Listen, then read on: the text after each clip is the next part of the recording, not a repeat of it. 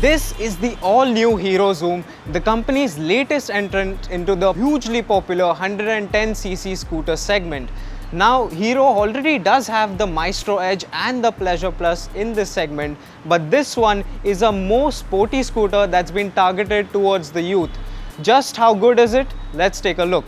But before we do that, don't forget to subscribe to the Autocar India channel and click the bell icon to get notified every time we make a new upload. Now, let's start off by talking about the design. Now, one thing prospective buyers are sure to like is this scooter's striking design. It's angular and gets a lot of cuts and creases. Up front, you get this nice large LED headlamp with the H-shaped LED DRL, and higher up you get the indicators integrated into the handlebar cowl with a small fly screen. Now over to the side, where usually we are used to seeing plain Jane side panels on other scooters, this one gets cuts and creases which appears a little more angular and attractive. Hero has also integrated the grab rails into the body, which looks a little nice, and to round off the look it gets a H-shaped LED tail lamp as well. You have to give credit to Hero's design team, as this is one of the best looking 110cc scooters on the market. And it is also very well equipped as well. We have the range topping ZX variant on test here, and it gets all the bells and whistles.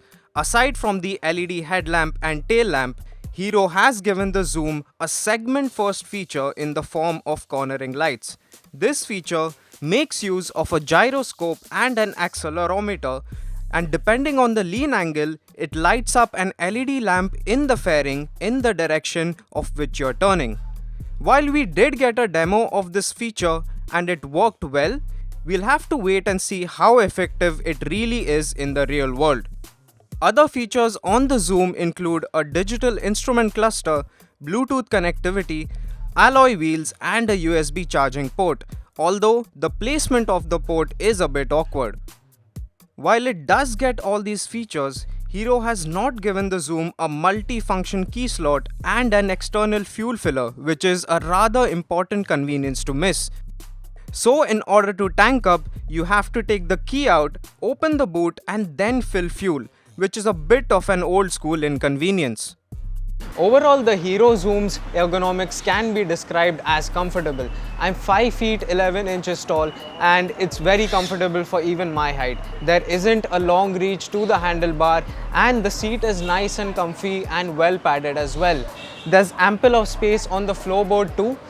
But one thing you have to keep in mind, that when turning from lock to lock, it does tend to foul a bit with your knee, which can be easily solved by putting your knee out of the way a little bit. However, this will be an issue only faced by riders who are 5 feet 10 inches tall or more. In terms of storage spaces, the Hero Xoom has got you covered.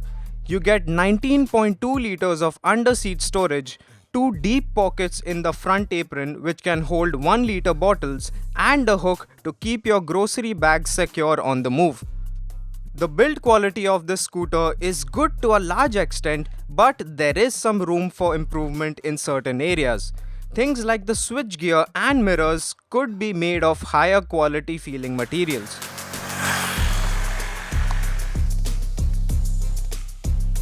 Powering the Hero Xoom is a 110cc engine that puts out a little over 8 horsepower and 8.7 Newton meters of torque.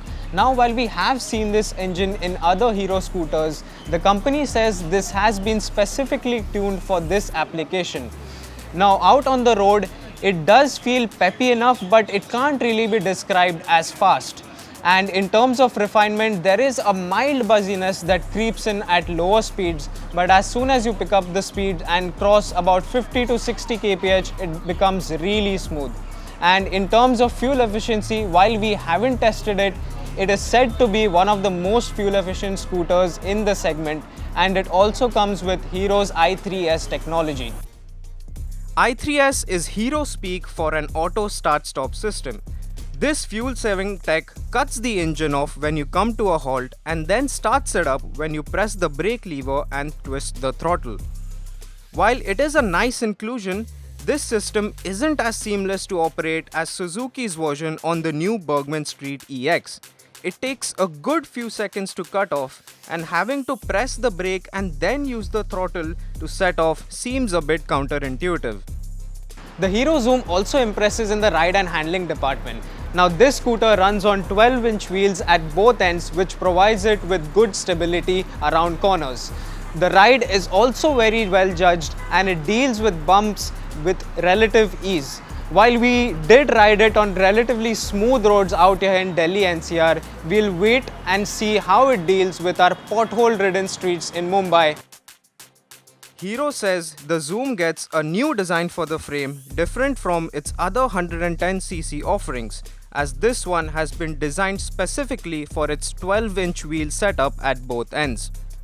As for the braking, this top-spec ZX variant gets a disc brake up front and a drum at the rear. The braking performance is good with decent feedback. The Hero Xoom does come across as a well-rounded package. It has an attractive design, a lot of features and decent performance as well. Priced from Rs 68,600, the Hero Xoom range starts on par with its main rival, the Honda Dio.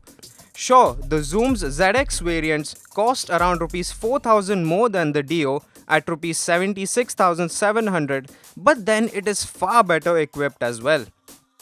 Judging by initial impressions, the Hero Xoom does come across as a promising scooter. So if you are on the lookout for a sporty 110cc scooter, this one is definitely worth taking a look at.